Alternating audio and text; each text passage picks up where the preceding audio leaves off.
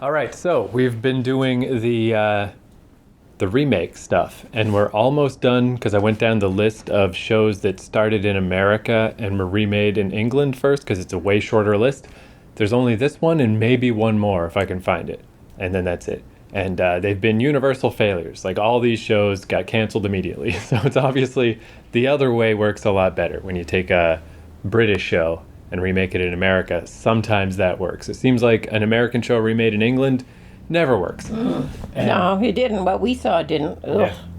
And this seems no different because this one, same thing, where super successful show in America and lasted, I think they said 6 episodes before it got canceled in England. But I'm a little excited about this one because this is, for my generation, I think this is a new show, but it's still 20 years old.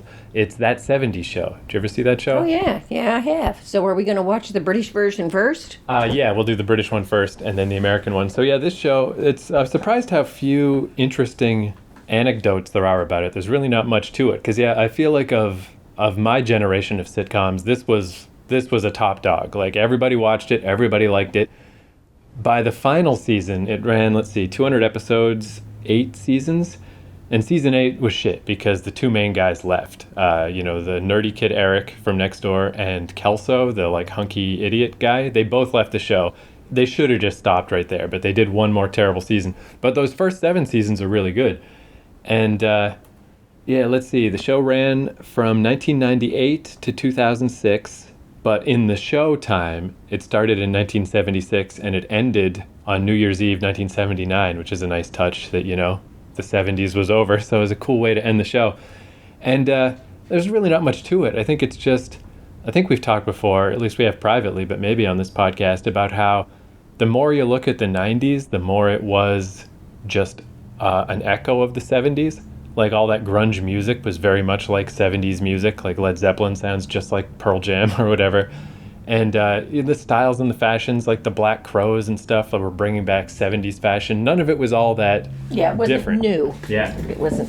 So this was a perfectly timed sitcom, a 90s sitcom about the 70s.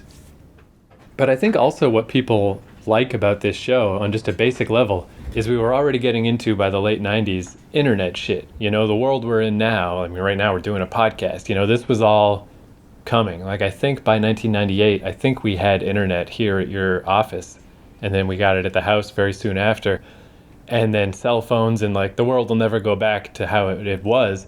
So it's kind of comforting in that 70s show, just that to go see your friends, you just got to go to their house. That's all this sitcom was about, was just you got to go hang out at Eric's house and go in his basement, and his weird 50s parents are upstairs, and you just smoke weed and hope they don't catch you. And that's it. That's the whole show. But it was a really good show. Pretty much everybody from this show became famous to some degree. And I was thinking, looking it over and just like reminding myself about this, the only thing about this show that I feel like kind of doesn't fly anymore in our new politically correct age is the foreign kid, Fez. They never actually know his name. Through the whole show, you never learn his name. Fez just means foreign exchange student. Yeah, which is just so like disrespectful. They're like, yeah, he's the weird foreign kid, we don't need to learn his name. Like I could understand if like the dad was that way, but even his friends are that way. They don't know his name. Which I just think is like, it's funny, but it's a little weird. And I love the dad in this show, Kurtwood Smith, because he was always a villain in movies. He was Clarence Bodiger in RoboCop, like always a huge weird murdering asshole. So now that he's just this tough-ass dad that's always threatening to shove his boot in his kid's ass. Like, perfect. Couldn't be better. But yeah, I guess, I don't know. I don't really have a ton to say about this show. It was just a good show. Then they made that 80s show, which started off very bad, started getting better, and was canceled. So that was the end of that. Yeah, I don't think I ever saw that one. And I always thought my joke I always made, but I think it's true. If they ever wanted to make that 90s show, just put out Friends again and just call it that 90s show, because that's the ultimate 90s sitcom. So then the British, that's, I guess, another kind of interesting thing is the original titles they wanted to use. They wanted to call it Teenage Wasteland or The Kids Are All Right, but Pete Townsend wouldn't give them the rights to any Who songs. So instead, where the title came from is they were just showing a bunch of shows to test audiences. And one of the test audience people said, "Oh, I like that 70s show." And they're like, "Ah, fuck it, just call it that then," because we can't get Pete Townsend to give us any of his songs. And then the British one is called Days Like These, which I assume is also a song reference, but I don't know. Does that ring any bells to you? What is that song? It's like these. And there's very little information about this. Just almost the same scripts. They change little things here and there. Instead of Wisconsin, now it's set in Luton, England in the 70s. Canceled after 6 episodes, and it came out a year later, in 1999. So right away, that 70s show was a big enough hit in America to try to make this British one that, just like all of these remakes, immediately failed. And I guess that's it. So now we'll just watch them. Yeah, might as well, because we're not that familiar with. I don't know. I don't know the British one at all. Yeah, I guess maybe I knew deep in my memory banks that this existed, but I'm pretty sure I've never seen it. So, yeah, and I'm pretty sure that 70s show will hold up, because, I mean, yeah, like back in the day, it was just a good show. So. Oh, this kid's name is still Eric Foreman. Eric, it is time. Where did you go? It's your house. Yeah, it's your house. Exactly as next time. Good night. Yeah, I'm really gonna sleep after that.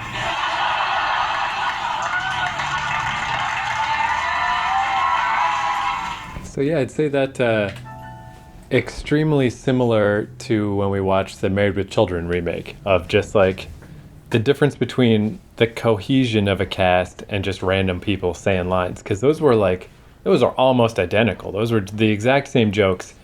Yeah. And just none of them were working in the British one. And then you put on the American one, and you can delineate who the characters are. You can see how these interrelationships work, and that makes you understand why these lines are supposed to be funny. The British one, just, I don't know what happened. Weird.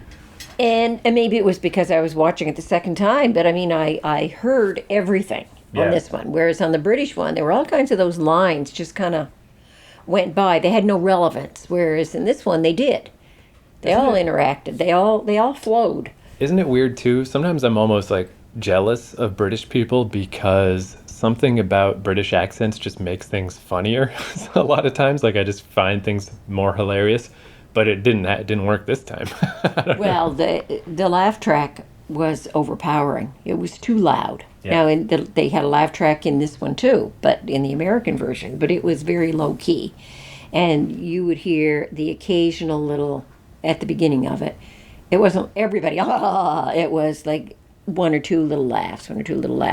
So whoever did the laugh track on it planned it out. Whereas on the British one, it was loud. It was like 50 people all laughing at nothing. Yeah. Whereas in reality, that isn't how it works. Like, some people get a joke, some people don't. So you would get that, a little bit of titter, little tiny laugh occasionally. Not everybody laughing. So you got the impression with the British one, that somebody's holding up the big sign, laugh, and everybody in the audience laughs. It is amazing too, fake and phony. It's like, I feel like you could do a whole, I mean, this is almost like, I guess this is just different from what we've been doing on this podcast, but yeah, like, you just can't copy and paste jokes and lines. It just doesn't work. It's just, like, they changed little weird things, like, instead of, we could drive to Wales, in the original it was we could drive to Canada. But yeah, the fundamental stuff, just, and it made me realize too, because that 70s show, like, it was just on TV all the time when I was a teenager in my early 20s.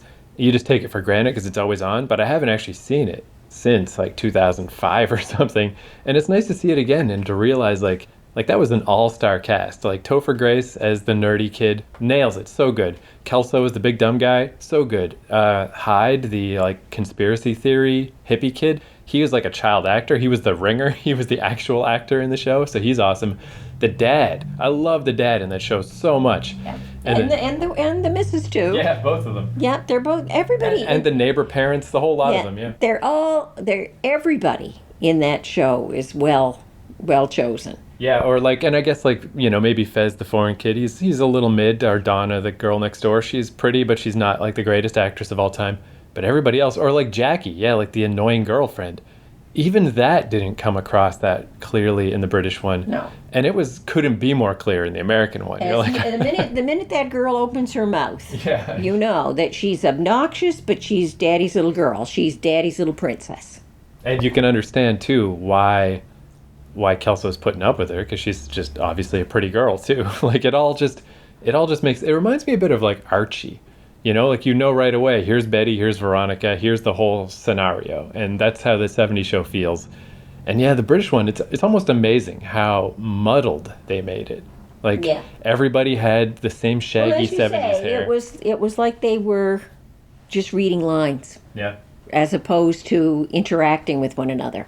But yeah, again, I guess you can just listen to our episode about Married with Children and just copy and paste our comments, because it's the same exact thing. They just tried to do the same scripts in England, and and they don't pull them off. Yeah. They're far better at doing their own things from scratch that have a British feel to them. Yeah.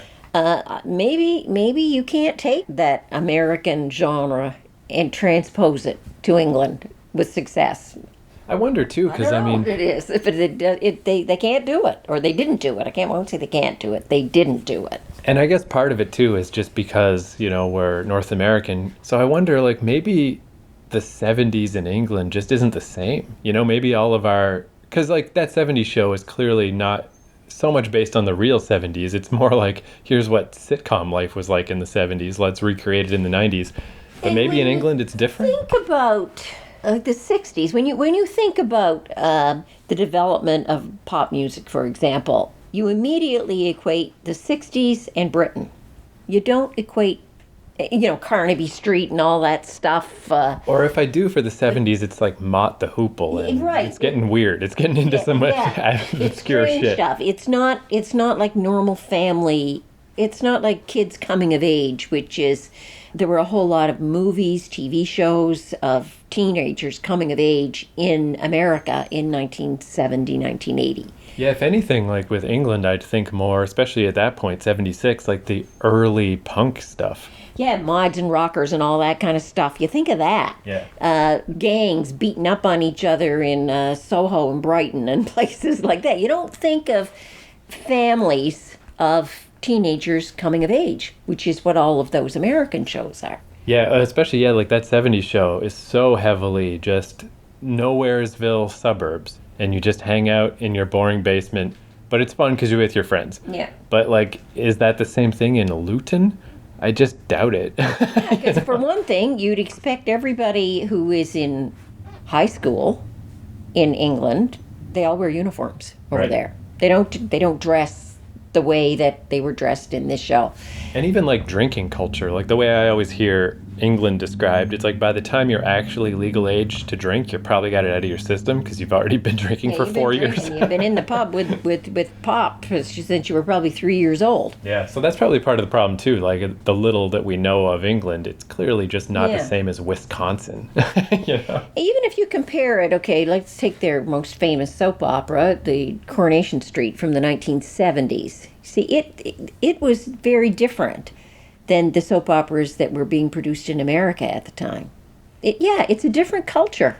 Anyway, they can't pull it off. We've watched any number of these things, and by replicating the American version, and we can buy into that American version where people live in really nice houses and everybody has access to a car. Everybody's got money. Jackie in this one. Jackie can get money, no problem, from Dad because she's her little princess. Whereas you get the impression in Britain, I'm sure there were people that could do that too, but you get that they're more street savvy and... Yeah. Or like going back to the Married with Children thing, the like perversion of the American dream. What's the British dream? No one talks about the British dream. They didn't have a dream. Exactly.